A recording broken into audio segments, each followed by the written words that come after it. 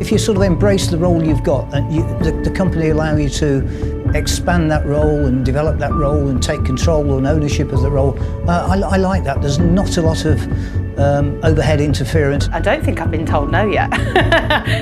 I always tell when I'm interviewing new starters, the progression here is brilliant.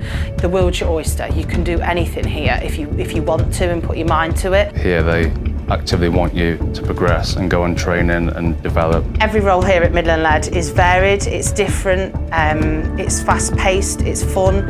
Every day is different, and I think you can get involved with anything that you want to. If you put your mind to it and you want to do it, anything is possible. Midland Lead, you could say, have saved me really in one sense. They've given me an opportunity to come back into the workplace where a lot of companies, I feel, wouldn't at my age. You're never working alone, it never feels that way. Someone there that you can ask to help, they're always there. If there's something that needs doing and it's a bit more of a task, you can guarantee that there's 3-4 people ready and raring to help you.